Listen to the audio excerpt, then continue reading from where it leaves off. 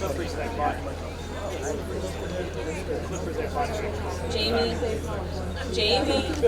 come on. Oh, good, you can hear me.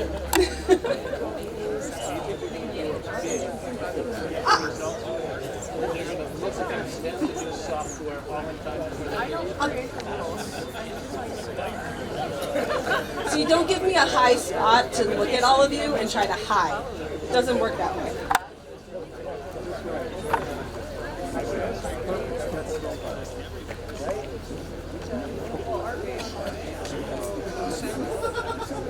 You guys can be at the end wherever you want. Good morning, everyone. Thank you for coming. I'm Samantha Field, the Public Information Officer for Madison County, and I want to welcome everybody to our ribbon cutting of Cascades Hall and marking the completion of a 7-year, 2-phase project here that Madison County has done to make this county park a must-visit destination and accessible to all. It has been amazing to witness the transformation of this property over the years. We will be joined by a few speakers this morning before the ribbon cutting. And first this morning, I'd like to welcome Madison County Board Chairman James Cunningham. Thank you, Samantha, and thanks everybody coming out today. It's such a beautiful day. You know, this really marks a point in history for Madison County. We celebrate a vision that both past and present community leaders have put together. A very special thanks goes out to Chairman John Becker and Cliff Moses for their steady hand while things were always juggling around. We kept it together, and now this is here today. It's just so wonderful. And Vice Chairman Pete Walrod, raise your hand there. Pete wanted this place so bad that he said that when it finished up, that Pete would go over the Upper Falls in a wooden barrel today. So he plans to do that. The real effort lies in the day-to-day work that this outstanding county teamwork has put together. They poured in expertise, creativity, and passion, and you know, this has exceeded our wildest expectations. So congratulations to all of you that have worked so hard on this thing. And you know, we really preserved this for future generations, and what a wonderful gift that we have all given to Madison County. Thank you so much.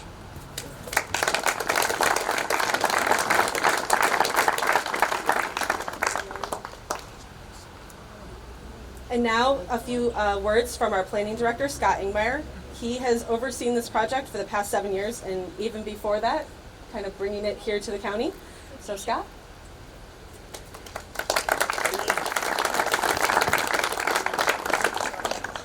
Thank you, Sam. Well, I'm excited to be here finally. I think 7 years went quickly in one way, and it seems like a long journey in the other. But I know there are a lot of people here that have had a hand in this over the years. I'm sorry I haven't been able to say hi to you yet today, but just a little bit of background. In the 20s and 30s, this was a privately owned park. We have some really neat pictures that Matt Ertz has found that show grills and picnic tables and that sort of thing here, but it was privately owned. Then in the 1930s, 1938 to 1959, the Antel family owned the property. We'll hear a little bit more about that later. Honored to have Jerry here today with us. And then from 1959 to 2018, the Allen family lived here. So it has basically been, for better part of 60 years, essentially closed to the public. 2018, actually 2017, Jamie from the planning department was the first one to come out here. We had heard that there were these waterfalls. People wanted to, the family wanted to do something to make this public over the years. So Jamie came out and kind of was like, I think we need to think about this, and I think you need to go see this. And that sort of set us on a track for the next, I'd say, better part of a year, talking about how could we do this, getting the board out here to see it. I definitely think, and anybody here that maybe this is their first time seeing it, the pictures don't do it justice. I think you need to see it to really believe it. And at some point today, make sure you walk down close to the falls. The facilities department has done a great job opening things up down there, and get close to the water, because to me it's really special. But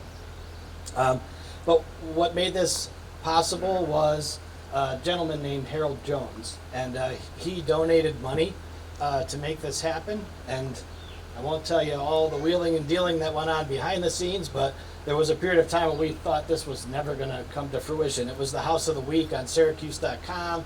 But lo and behold, due to the generous donation, here we are today celebrating this opening. So what we did, we opened the park in 2018, kind of invited the neighbors and said welcome. And with the help of facilities and the highway department and others, we did what we could do to open it up. Put a little parking lot in and essentially a trail to the falls.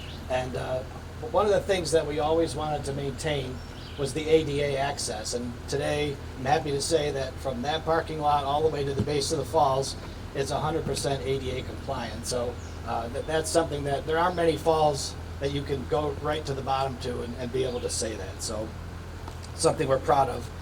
Well, we created a bit of a beast. The park itself was extremely popular. We had some fits and starts with, some maybe overuse of the park. But what we decided to do was break down our work into 2 phases. That allowed us to keep the park open, at least part of it, while we worked on one side. We closed the other side and did the other. And so it worked out very well in the end. I know there were some people that were maybe not happy that part of the park was closed during that. But so phase 1, we got a grant from New York State Parks and help grant from Senator Rachel May. And we hired EDR to do the design work, and that really started off our effort to improve the space. Did the parking lot, the bridge over the creek, the ADA accessible overlook at the base of the falls, and then the trails and overlooks that you see here. That was pretty much 2019 to 2023. That work was completed by upstate companies. We had an opening of the bridge with the Allen family in October of 23 and kind of opened that side of the park. Immediately thereafter, we started work on this side, which we called Phase 2. Beardsley Architects and Engineers were the ones that designed this building, and Jamie and I were looking at pictures yesterday. It's amazing how the renderings look almost exactly like the building does today. So I think we could all agree that the way the building is set, the way the views are, really takes advantage of the falls here, and that's it's great to see it come to fruition. LaChase worked with us. They did the construction management. The project went on for pretty much 2 years, which we definitely heard about from some people that were anxious to be able to get to the lower falls. And then we had 4 primes on the project: C&S companies, Knapp Electric, Erie Mechanical, and P&J. And as you can imagine, there were many facets to the project, people working over each other. For me, this was maybe my first foray into this kind of a construction thing, so having LaChase and John Reagan and facilities be part of it were extremely important. And as you can all see, the attention to detail, the work, the finish on everything, it really came out exceptionally well. So, and I mentioned we maintained ADA access the whole time. So I mentioned the Allen family, who we definitely have. There's a slideshow playing inside. We've got some neat pictures of their time here. But even going way back when we started this project, we didn't really know what we were going to do. Didn't really want to spend much money on it, and here we are all this time later. We've spent a little money on it, but I think it was worth it. As Jim said, this is something that's going to pay forward to future generations. But we had SUNY ESF out here. I saw Jocelyn. They did some renderings. Some of those things that they did early on translated into the project here. We did some public surveys and got input, so we really tried to get as much as we could. Early on, the planning committee, John Salka's here. I think he just moved, John. I think John was maybe the first board member to come out and see this with Mrs. Allen here. I think there's a picture in there of that. Cliff Moses, whose wife Nancy is here today. Cliff was a big proponent of this. He was chair of the planning committee at the time. John Bernard, chair of the committee, and now we have Evan Schwarz today. So we've been through different committee iterations, different board iterations. Chairman John Becker, I think maybe Mark would say at first, I don't know if John was so into this. Nobody had seen the falls. Mark was like, you got to come out here. You got to come out here. And so Mark put the full court press on, I think. And, like I said, here we are today. Cliff Moses was also the vice chair at the time and really was behind the project. And so now Jim Cunningham and Pete Walrod, chair and vice chair. Others So many people have had a hand in this. I cannot thank everybody today. I tried to make a list, but Madison County Soil and Water helped do some of the stormwater work here. Trout Unlimited, I know I've seen Sean here somewhere. I didn't even get to say hi to him yet. As you walk over the creek there, you'll see some of the work that Trout Unlimited did. This whole stretch of creek here that we own, it's almost a mile, is all public fishing rights. DEC, there's stocked trout in here. We've electroshocked it. There's extremely healthy fish here, so it's very exciting. And then so many county departments have had a hand. Highway, John Reagan, Lyle, Ricky, Chris, Holly, all from facilities. There are so many things that you'll never know about that went into this. Paul Letwack and Rob Verdon from IT, Eric Feist, Aaron and Ken. I see Ken here from the health department. Purchasing, all the bills were getting paid. All that. I see Gwen here. Gwen helped start all the bills, and somewhere I saw Sarah too. Hi, Sarah. So it's been a lot of people over the years. We're excited to be here. And then from the board office, Mark Simone, Emily, Jenny, Christine Coe, and finally the planning department. I think if they hear me talk about Delphi Falls anymore, they may all leave, but it sort of has taken on a life of its own. Today we launched a new website for the public to be able to reserve the building. We're a little bit scared about how that's going to go. We've probably got 20 people that have asked already. Though today we're doing the ribbon cutting, we've probably had 300 people here for events already just in 2 weeks. So it's exciting. Everybody, once they see it, they want to reserve it. It's going to be open to the public for, you want to have a wedding shower, you just have 5 people here and cook burgers and drink beer, whatever, that's fine. So we've got rates, it's all going on our website. And so I kind of want to end my remarks talking a little bit about Jerry Antel. So Jerry, who's standing up here with us, he lived here. His family owned it for about 10 years and operated it as a dance hall and pavilion, and then they moved in. I might get my dates wrong here, Jerry, but around 1950, I think. We moved in about Yes. 57. 57. No, I'm sorry, 47. 47. They lived here for about 20 years, and Jerry has written some amazing books about this property, and maybe this is the first you've heard of it, but I think we wanted to take the opportunity to recognize Jerry at some of the work. He's done an amazing job writing. This is just one of the books. This is the Mysteries of Pompey Hollow. It talks all about his adventures growing up right here on this property, in the surrounding area. The falls figure prominently in it. But one of the things that we found was really neat is that there's a campsite that he talks about in his book. And if you follow the upper trail, it's about a third of a mile one way. About halfway through, there's a wooden bridge, and right where that wooden bridge is Jerry's campsite, and from his books. And so what we've done, we've got an interpretive sign.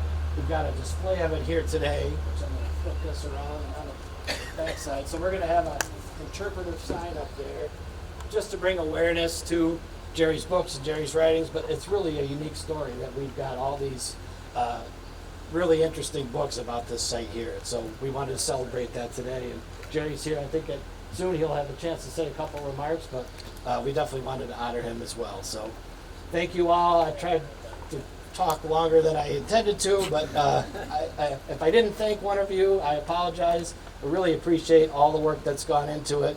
This marks a new chapter for the county and for us, and we hope what you see today is exciting and inviting, and look forward to having many events out here over the years. So thank you.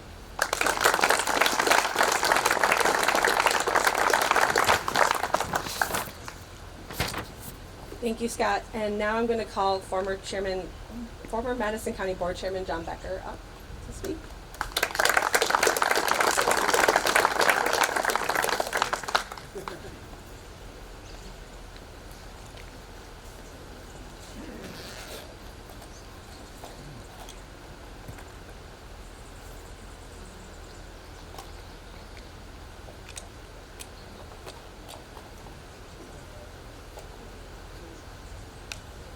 Sucks to get older. It's good to see everyone. How beautiful is this place? Congratulations to everybody. And first, I want to give a shout out to my former counterpart, Ryan McMahon from Onondaga County, for being a great neighbor and a great partner to Madison County, for all of his collaboration, past and future. As Central New York grows, places like this become more and more important, and Ryan is certainly a key player in making Central New York grow. And I was asked to talk about my recollection of this the best I could. Don't worry, it's all clean. Okay? So, my best recollection is Vice Chairman Dan DeGeer and Vice Chairman Cliff Moses. They were both key in talking me off the edge on some things and getting this implemented. So, how we got here. We got here through the historic agreement with the Oneida Nation, Madison County, Oneida County, and the state of New York. Without that historic deal, none of this would have been possible. Our county could have not been a transformative county in our state with progress like in our mental health services, our EMS program, projects like the historic county courthouse, our overhaul of the highway department and our highway garage in the southern part of the county, as well as many, many other projects that makes Madison County stand out here in central New York, as well as across the state. Another to add to the list is this place, a place of majestic beauty and history. Without hard decisions, good leadership, and again, the historic nation agreement, this would not have been possible. When first approached by Scott Ingmire, our planning director, and Mark Simone, our county administrator, I said, you guys are crazy. Maintenance, liability, costs were all in the back of my mind. Mark said, you have to see it. And I kind of gave him the yeah. A few weeks later, he said, you got to go see it. And I said, yeah. And after putting them off, Mark knew just what to do. He rolled out the big gun, Vice Chairman Dan DeGeer, a true leader in his own right, smart and transformative, and able to see the forest through the trees. He said, let's go for a ride, Chairman. And while we were in the car, because he had a captive audience, he gave me a speech. When we arrived, it certainly was impressive. We talked about the pros and the cons, as we always did. Dan said, this will be here forever, for our future generations to enjoy as a public park. He convinced me it was the right move. Through Mark and Scott Ingmire and a very generous gift of the $950,000 to purchase and turn over the property to Madison County by Harold Jones, I was totally on board. It takes leadership and bold initiatives and good people behind the scenes to make things like this place happen. Much gratitude goes out to Madison County Planning Department, Harold Jones, the Allen family, our state representatives, and of course, the vision and leadership of those on the Board of Supervisors. What a beautiful place. I would have never, ever envisioned this. I am proud to be just a small part of what this has become for future generations to enjoy. What a gem for all of Central New York here in our county, Madison County, our little county in the middle of the state. Thank you and enjoy.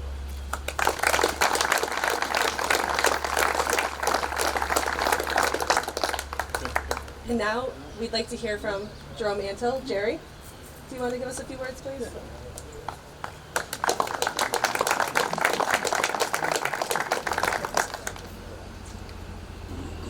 I'm a writer, not a talker. So my main muse, Pamela, who I met in 1966, I asked her what I might talk about, and she said, keep it simple.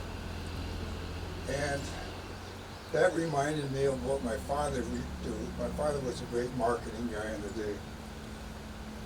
And when we moved here, we were all overwhelmed, of course. The kids were. And I remember when I told him I wanted to go explore the woods, he said, he held up a piece of paper about half the size of that, and he took a pen and he put a dot in the middle.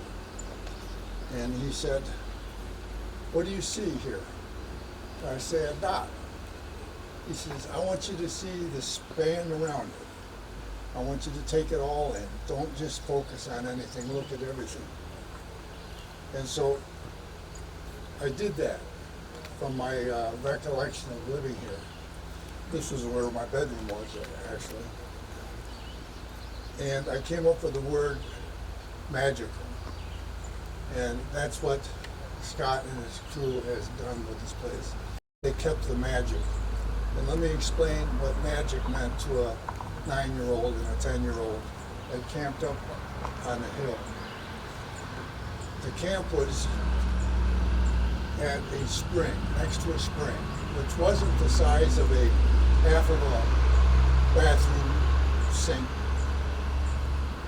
And to this day, I often wonder how water was always in that spring from the top of a hill and how it always flowed.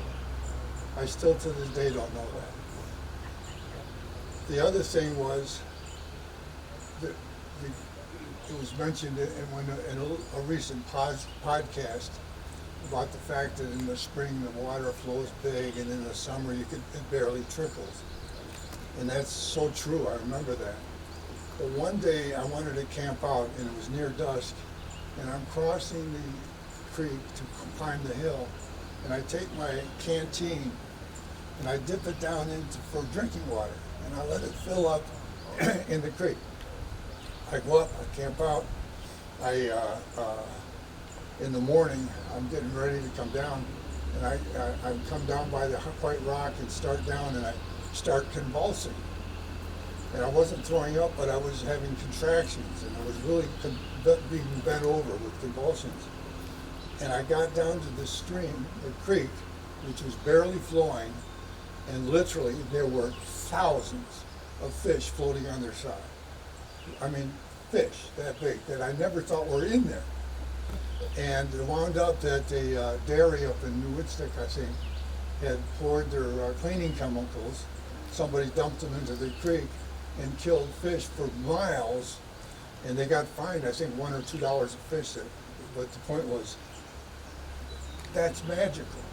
It took that calamity for me to realize how incredible nature is.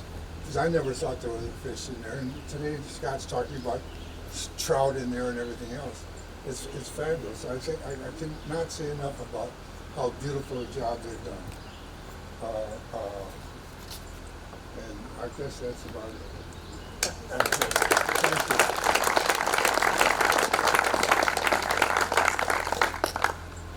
We know you're warm. Give us a couple more minutes. Thankfully, it's not raining.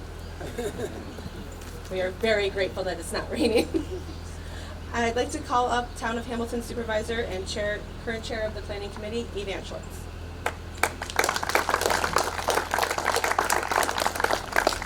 Thank you, Sam, and thank you all for coming to celebrate this amazing place. And I'm going to give you two quick perspectives on this.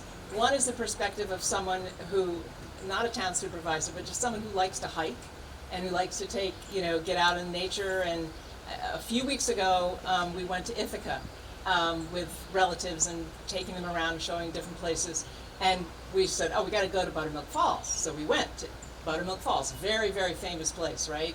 I'm sure you've all heard of it if you come from Central New York. It's a beautiful, spectacular place.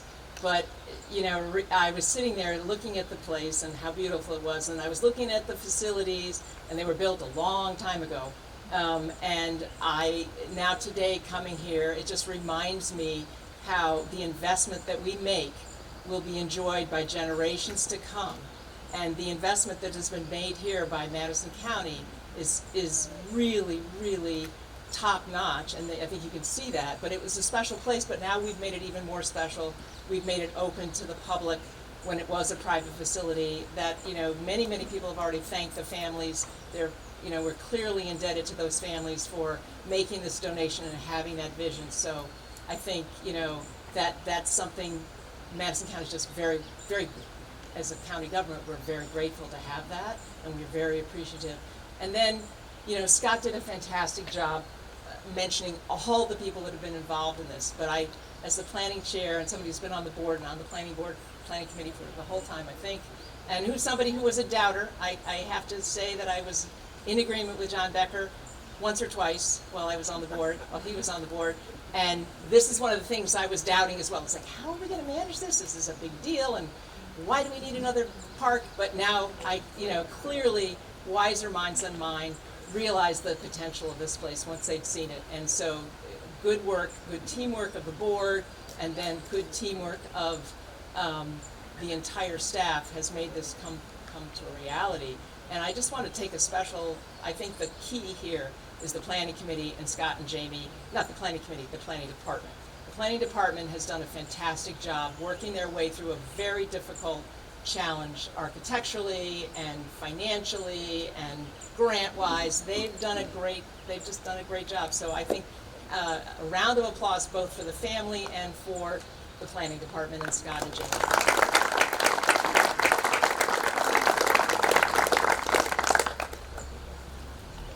And now I'd like to call up John Camp, who is the president and COO of CNS Companies.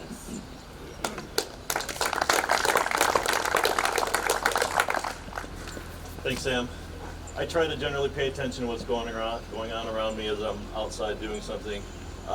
Some of you have been very smooth and deliberate about it, even graceful about moving from the sun into the shade. I know some of you are still out here, and I know it's hot. I'll be very quick. Again, I'm John Camp, CNS. We are the general contractor for the project. Scott gave a good rundown of the people involved in the process. He did not mention that CNS actually competed for the design of this facility. We lost that. The county awarded it to Beardsley instead. Beardsley did a great job, as you can see. The results speak for themselves. We were able to stay involved with the project through the construction, which meant a lot to us. We had a great construction team. We were the general contractor, Knapp Electric, Erie Mechanical, and P&J for plumbing. Beardsley's project manager, Jared, did a great job holding us together, and LaChase is the CM, also an important part of the process. The thanks really go to the folks at the county. Scott has named them already, but I'll run through them real quick. Chairman Cunningham of the Board of Supervisors, Mark Simone, the county administrator, John Reagan, the facilities director, Joe Wazinski, highway superintendent, and of course the glue that holds all this and a bunch of other stuff together at the county, Scott Ingmire and J.B. Kowalczyk inside of planning. We appreciate the ability to be involved in this project. And this is the kind of thing that really floats our boat, right?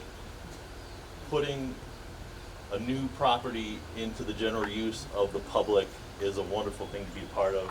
You should all be very proud of that. From the stories of human wonder in discovering nature, gastrointestinal issues aside, sorry about that, but right, this is the kind of gift we are all giving to the folks of the county and the folks from other counties. The ability to come here, reflect, enjoy nature, and just be a part of it. And we should all be very proud of that. Thank you.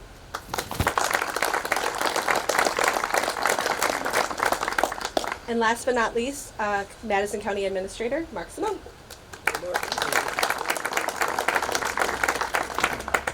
Pretty much everything I was going to say has been said, but I want to really thank Scott and Jamie and the planning department. Without them, we're not here today. They did a lot of work. There was a lot of jokes about Delphi Falls at department head meetings, and anytime we had a controversy, we said, we'll just bring up Delphi Falls, and Scott can run with that. But no, they did a great job. I want to also thank, in addition to all the people that Scott thanks, Melissa Felton from the county attorney's office, Cindy Edick, Luann Randall, Keith Loomis, and Lori and the whole finance team. Greg and the landfill team were involved as well, and obviously Samantha and Ryan from the PIO's office have done a great job. Many members of the community are really talking about this facility. I've been kind of paying attention online, and one of the things that keeps, a theme that keeps being put out there is that we have really set the standard for access, especially AD access to a waterfall and waterfalls. That really is something to be proud of, something I'm proud of. When Scott, came to me, same funny story, he came to me in my office 7 years ago and said, we got to look at this waterfall. I said, Scott, you're crazy. Waterfall? What are we doing with a waterfall? And I came out here and I saw it, just like everybody here today, you see it, it's amazing. And it's not a little waterfall. It's two big waterfalls. And so hats off to Scott and team, hats off to the Board of Supervisors, past, present, Chairman Becker, Chairman Cunningham, Cliff Moses, Pete Walrod, the whole crew. So I won't keep you any longer. Folks in the sun are hot. I'm going to kick it back to Sam to do the ribbon cutting. So thank you all again for coming. We are going to have the ribbon cutting. Just give us a second to let me get the podium out of the way. And afterwards, please join us inside of Cascades Hall for some light refreshments, and feel free to walk down to the lower falls or take the rim trail up to the upper falls. Thank you all for coming.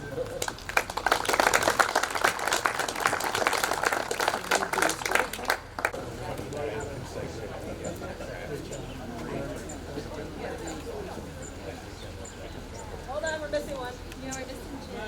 He's right here. We're only missing chairman. Wait, Jim. Scissor.